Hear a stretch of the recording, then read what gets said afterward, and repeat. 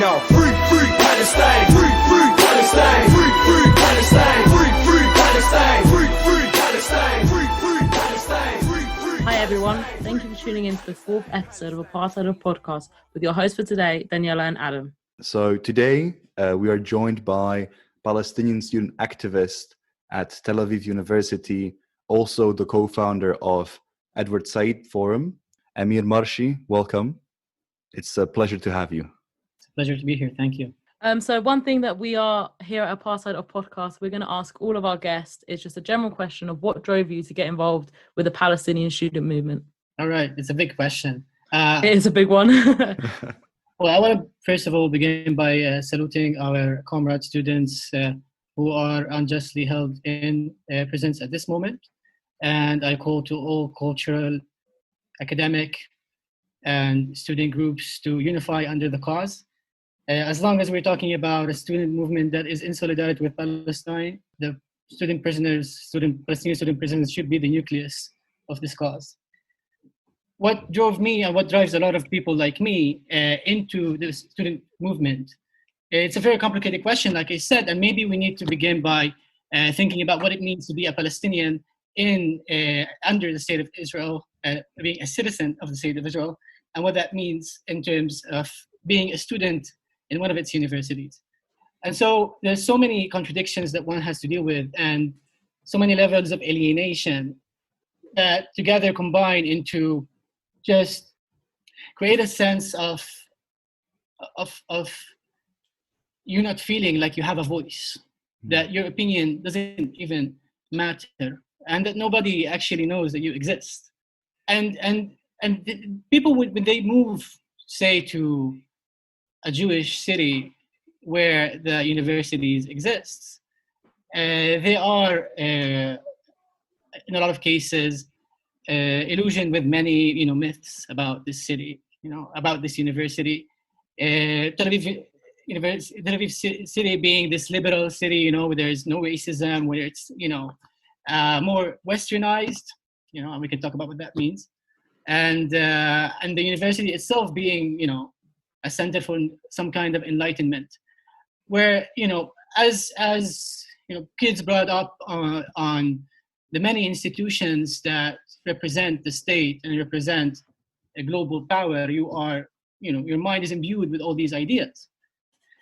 But as soon as you move there, as soon as you interact, as soon as you encounter Jewish Israeli society and Jewish Israeli institutions, you understand what racism means. You understand what you are. You understand that you're sort of a problem, right? And this is something I would reiterate following Du Bois or Frantz Fanon and all these thinkers who thought about what it means to be a colonized subject living within the colonial society. And this is a daily struggle. It's something that really imbues every practice of your daily life with contradictions and divides your consciousness. It makes everything hold so much weight when it wouldn't in many other instances. No, I just wanted to ask, because you said when you move to a Jewish city, so you moved from where? Yeah, so I moved from Nazareth. I used to live in Nazareth until the age of 19. Workplace. It's actually, it's not just Palestinians. You start seeing racism in many other forms, right? If you want to talk about African refugees who are working in Tel Aviv, it's the conditions, the neighborhoods, the working conditions are horrible.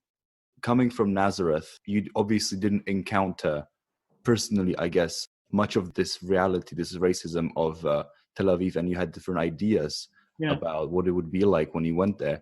Yeah. But were you always, so obviously now you are political because of the nature of the work that you do and probably also what you study. But were you always like this, even in Nazareth? No, I think I believed that I was, but I wasn't.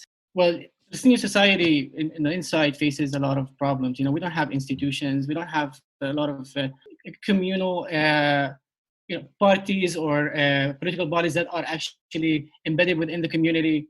So, and you want to talk about schools that don't even recognize your own existence. So in school we learn all about Zionist history and Western history, but we don't know anything about ourselves, right? we learn about Islamic history, very ancient. And this basically makes you go without an idea about who you are, what your identity is, what your role is. And here's another thing. Palestinian politics, conventional Palestinian politics, plays a part in alienating us from being engaged in politics. The one that undertakes negotiation, the one that the way we perceive it right now is a bunch of elites who are taking control of our community in order to maintain a situation that is relatively, is good for their position. And it is a political practice that has no horizon. It's basically very cynical, the way politics is handled in Palestine, all over the world. This is a global phenomenon, of course. But so this really plays a part in alienating us, youth, from being a part of politics. And this is what I want to turn to the student movement. What it means to be a student movement also means being a youth movement. And I think youth spaces of youth where people of the young generation can have conversations about how they understand their own reality, how they understand their future, what are the problems they see in their own communities and in the external factors that come into play in disrupting our communities. This is a space where you as a young person have a say. And this is why I think personally, and many people like me, found these spaces attractive. This is what made this space a space for me to grow within. Like when I talk about university, for me, there were two universities. There was the academic institution in which I had to submit papers. And there was all these conversations next to the library with other students, where we smoke cigarettes and just talk about all the problems that we see in the universities and our reality and understand each other. And so we start building these spaces in order to have our own, space to think, own space to act as a collective, our own space to actually understand what it means to fulfill our role within our community as youth, as academics, as intellectuals who believe that knowledge is a transformative force and not just a degree for you to hang on your wall. From what I'm hearing here, obviously this is about reclaiming the spaces and even building spaces that you will define as your own. Yeah. So, and I think this is really interesting because this is something that's repeated across, regardless of what the experience of Palestinian students might be. And it is different, obviously, in the West Bank, and in Gaza and in 48 Palestine. But regardless of that, what I always hear is this urge and this need and this drive to create a space where you can sort of express yourself and eventually resist. And so I think this is sort of what leads us on to a question, so this is how you sort of got engaged with, let's say, creating alternative spaces for yourself to exist as a Palestinian, as the person who you are, and sort of coming to terms with this reality and resisting it. And so do you think that you actually reclaiming or building these spaces is an act of resistance against the Israeli apartheid? Of course, yes. Before I delve into that, I want to actually maybe sharpen our understanding of what we mean when we say apartheid. Let's go, yeah. Because apartheid in Palestine has very particular characteristics. First of all, apartheid is not only about separating an Israeli from a Palestinian, it's also about dividing the Palestinian community. Okay? It's also about not just separation, but suffocation and basically dispossessing the community of its life and forcing it to be displaced. So when I talk about this kind of apartheid, I'm talking about an apartheid that is fragmenting the community. My resistance of apartheid would be to reunite this community, to actually create a sense of oneness among this community. When I talk about apartheid in Zionism, which holds on to a narrative that says that this place, and this is a very specific word, place and space and territory, has an exclusive Jewish history, right? I resisted by creating, not only by creating my own narrative, I already have my narrative. My narrative is the historical truth, but by rerouting it within the places that we live our lives, despite these institutions. Because what we understand when as Palestinian student activists at Tel Aviv University, for example, that institutions are not our way to truth. Institutions are not our way to improve our community. Institutions are part of the colonial mechanism, they are part of the colonial regime, and we need to understand how to create an alternative for those institutions. Now, it's very complicated because there are no actual spaces to exist within when we're talking about a city like Tel Aviv. These spaces are imagined, and we create them through many means. I don't want to talk about them right now. Maybe when we delve more into the Muntada, the forum, I'll talk about them. But I think what I'm trying to say is that you're very right. Like there's a common experience by all Palestinians. We are uprooted and we try to reroute ourselves. This is what it means to be Palestinian. It doesn't matter where you are. This is your experience, Adam, right? Yes. Yeah, this is why you learned Arabic, right? You rerouted yourself. You rerouted your daily practice of expressing yourself in your language. This is something we face every day. You know what it means to be a Palestinian, but have half of your academic vocabulary in Hebrew. So we learn in Hebrew all the time, right? They know Palestinian students know absolutely nothing about Arab academia, right? And so when they express themselves through Israeli academic discourse and language.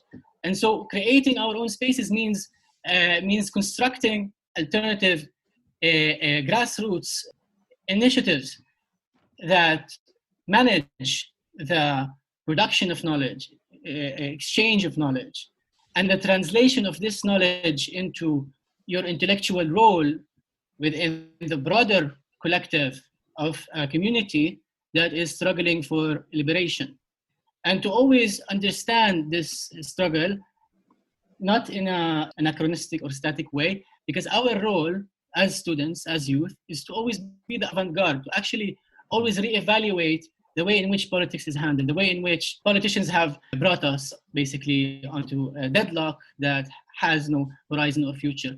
We believe today that we want to construct a future. We don't want to just fight racism and apartheid. And we want to build a nation. We want to liberate our people and not just end racism, right? Yeah, so because racism is imbued with so many other factors. When you say Israeli racism, it's not just about inferiorizing you. It is, but it's not just that. It's also about not recognizing that you exist. It's about sitting in class and saying, you know, I'm a Palestinian from a Palestinian city, and then the lecturer saying to you, that's not true. You're from Nazareth. Nazareth is Israel, right? Like, who are you to tell me what my, 2,000-year-old city, what it belongs to, what geography it belongs to, and what people it belongs to? So it's indignifying, when you are treated like that by the institution, by officials, by day-to-day, interactions. So that's the way I see racism and apartheid and how we fight it. We need to actually think about an alter politics and not just an anti-politics. You can, I don't know if you know about Hassan Haj, and his book I think it's a very good take on the way politics is handled today, especially in in this issue. It's always about what I'm against. And the BDS takes us to this place where we all understand what we're all against. It still has a margin of what we are also for. This margin needs to grow. And it's not only in order to imagine what our future is, it's also because boycott works when you have alternative spaces. Boycott works when you have, you can boycott institutions when you have alternative grassroots institutions. We create Palestinian spaces within the institution that are independent of the institution in order to have ties with other Palestinians that do not want to deal with Israeli university. You spoke briefly about how the institution, Tel Aviv University and other universities there as a whole contributes to the colonialization of the area. And you spoke about Tel Aviv as just generally how perception of Israel by other countries, by Israel as kind of the most accepting, quote unquote, most accepting country in the Middle East as a tool of justifying the colonialization. And you spoke as well about how the use of learning Hebrew in the curriculum and learning very specific things, but not specifically about your culture, instead about the Israel as a whole. I was just wondering how, and especially since you've become more aware and has been a part of this Palestinian student community within Tel Aviv, how have you noticed kind of the subtle opinions and beliefs within the curriculum that you have been taught, and how you then choose to teach other people within that Palestinian community you have now set up? Yeah, maybe this is a good place where I could actually start talking about what we actually do. So let's do it. Yeah, I think that's a great. And today we reach the stage where we know that we can just depend on ourselves. Like I said, you can depend on an institution for truth, and you can depend on an institution for action that leads to change. This is why we created basically Muntada Edward Said, the Edward Said Forum for Palestinian students in the social sciences, humanities, and arts, because we believe that these subjects basically are the basis for an intellectual to develop his or her capabilities in changing the world. And in order to do that, we have to reroute our knowledge. We have to, what we call نوطن المعرفة, توطين المعرفة, which means very rigidly translated nationalizing knowledge or localizing knowledge, right? And in these spaces, we engage in conversation, we exchange ideas and theory, and we think always, continuously, about what our role as intellectuals, as cultured youth is in the struggle. And how can we transform the skills that we actually received from the university, how can we transform it into agency in the world? One of the projects we work on, which is I think very relevant to our conversation, is توطين المكان, which means nationalizing the space, nationalizing the place. And we work here as Sheikh Mwannis team. The name of the village is Sheikh Mwannis. And what we do is decolonize our spaces of study. We recruited students from geography, architecture, history, and even students who have never dealt with history, to work on archival, collection and oral interviews, and in order to document the history of the villages on which Tel Aviv University was constructed. Sheikh Mwannis, Al-Jreshi, Qaryat Al-Sayyadin, and many others. And the idea is not just to document and to make truth claims, but actually to create a narrative, actually understand how the Nakba began, not just in 1948, how displacement began way before in these spaces, how it still continues, and what our role in it is today. The dormitories, the freaking dormitories where Palestinian students live, where they pay a lot of money, European standards, in order to live there, for very small spaces, are built on the cemetery of the village. This was not done in 1948. This was done in the 90s. This project has not finished. It's still taking over more of these spaces. The rest, there's still a little part of the graveyard where I and my team take students to every year, where we implant a banner that says this is Sheikh Mwannis Cemetery, but we're not allowed to be there, and we do that very hastily. We have to run there, put it in, and escape. Why? Because it belongs to a building which is right next to the dormitory, which I think you can infer what kind of building that is, and which I cannot refer to in this podcast. When you talk about decolonization of the curriculum, this is something that we also struggle with here in the UK, as you know. I remember in high school, what I studied, because I was born in the Czech Republic. So what I studied about the Palestinian history was that our role was only the one of either the non-existent or the aggressor. So I had to reclaim for myself, because this is the first time I was introduced this idea, in academia, in the power dynamic of the classroom. You are the one who's supposed to be accepting that knowledge. So I had to, take an independent stance on that knowledge and critically examine it. But what I wanted to say is that when it comes to decolonization, this is something that we think is absolutely essential to our work in Palestinian solidarity, but also, to take an approach to decolonization which goes beyond the curriculum. What is decolonization also for us when it comes to, let's say, economic links and divestments and so on and so forth? I really want to go back to when you started mentioning intersectionality. But what are the shortcomings, I think, of this? Is that it's heavily invested in deconstruction. It's heavily invested in finding your own genealogy, and then understanding your position with that genealogy, and then basically revealing the rules to the way in which you behave. And I think this is a little problematic because it doesn't actually give you tools to how to think. Because you can't think in a liberational way without having a category that unites, and not just categories that separate. With the importance of understanding every particular experience.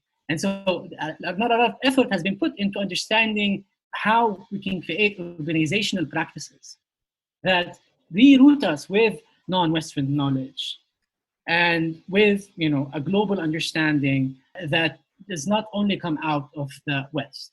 And here's what I want to say. It's not about just creating the particular understanding of the Palestinian experience.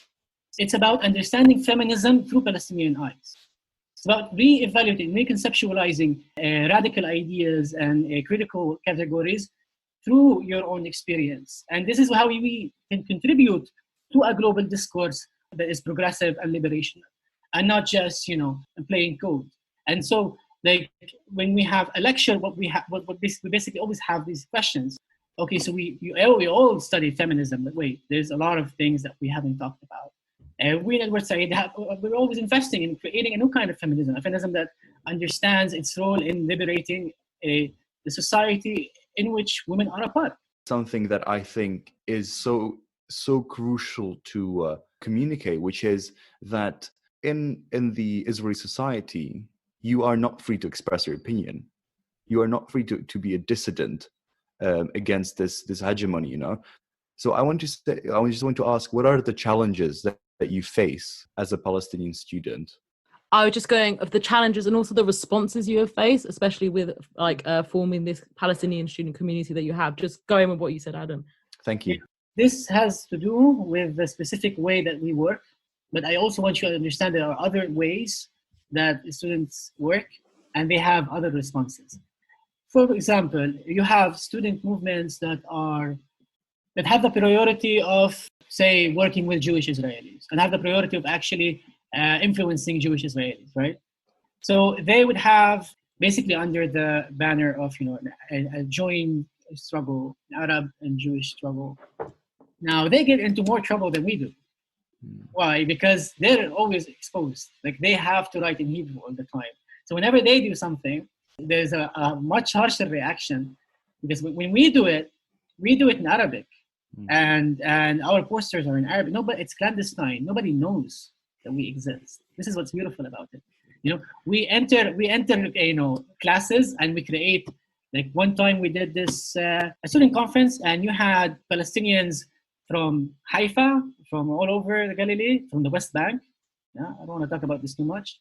And we just had this conference within a room that the university didn't know anything about. It didn't have to know anything about it. Now, when we work like that, there are no responses. When we work as a united body, which is another level of organization, right? The student body, which unites all the factions, we always get reactions and responses, very hateful. I mean, like, say that we have like the Nakba ceremony, right? And we would be like, I don't know, 500 people. I'm exaggerating. Maybe not 500, maybe 300. Every year is different, right? So, and they would have a protest right next to us. And in these protests, they would be screaming things. They're screaming them really loud and with music on, and the party music, right? And they would be screaming things that make absolute no sense. Like, it doesn't even relate to what we're saying. So we're like talking about, displacement of people and their right to return. And they're talking about something about Arab countries wanting to, kill Jews or something. So it's like, I don't even know how to have a conversation with you. And they're like five, like the 5 with 10 Israeli flags, because the Israeli youth are not politicized today. Actually, like if we want to talk about Israeli politics, that's another thing. But the Israeli society today is very neoliberal. It's very consumerist. It doesn't care, right? And so, but when you have like right-wing people, they're very extremist and they're very racist. And of course, we get threats, like we get few instances of abuse, you know, and it's hard to react to those because you're talking about people, okay, they're five, but they have a whole state behind them. We have nothing. And now we do have things that help us with our challenges. Like we have a community behind us. Like we have Adala, if you know about Adala. So Adala is a civil society institution. Basically, it's a collection of lawyers, Palestinian lawyers, that stand up for us whenever we're in trouble. You know, we all use them here and there.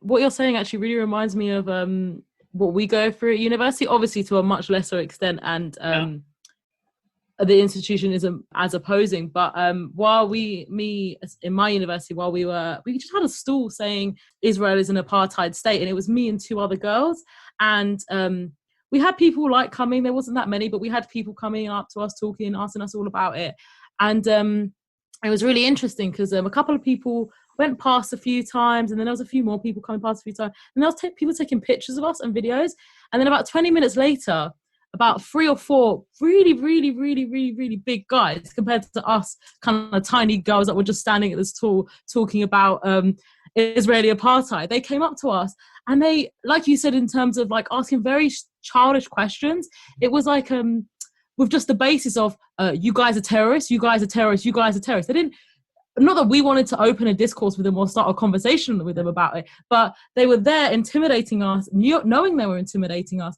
and yet they were still asking questions that wasn't opposing anything or any sort of intellectual standing behind it, because there isn't an intellectual standing behind it, but just buzzwords of terrorists and rights, and this is not apartheid. And it's very interesting how, even though obviously the struggle is different being in a UK university versus in an Israeli university, but how those still translate either like over such a great distance. Very, very interesting to see the parallels between it. I think it's like the same. It's the same manual they use. It's the same manual, but those in Western universities are more organized, more knowledgeable. And I think because here they don't have to. And I think the reason for that is also because Zionism has no intellectual standing, or there's no way to intellectually back up Zionism in any context, wherever you are in the world, you know, whoever you're arguing against. The fact of the matter is, and you know, and every single Palestinian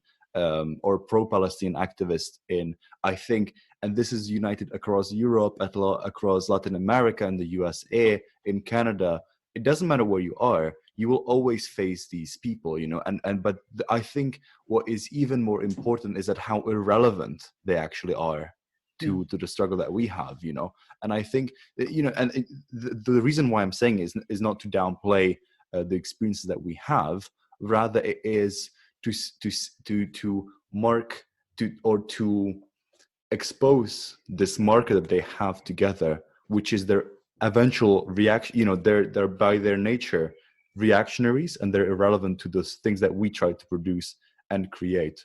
This is very important, you know, they're irrelevant. You know, this is the problem with, I think, with a lot of politics that center around anti-racism, because they're the most relevant there, right? So when we do the ceremony, we stand and we look at the person giving the speech. We don't go and raising our Palestinian flag. No, our flag is bigger. We don't have that, you know, because we don't want to give them any legitimacy in actually in influencing us, or even in legitimacy to something that, like you said, it's not even intellectually based. I mean, conversation is important.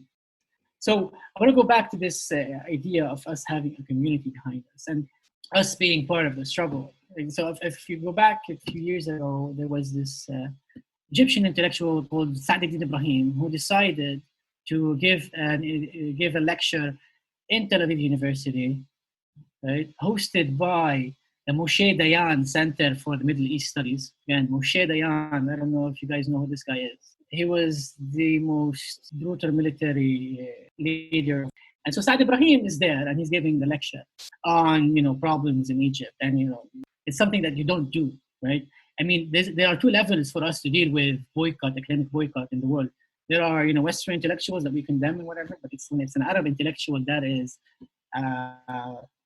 it's personal. It's like a blasphemy, and so we interrupted that lecture as students, and when we did that, it received a lot of notice. Like every Arab media talked about it. It reached like Lebanon, and when he went to Lebanon, they actually sent him back. They didn't let him in. And so the university, right? So it has to be with us, right? And it tried to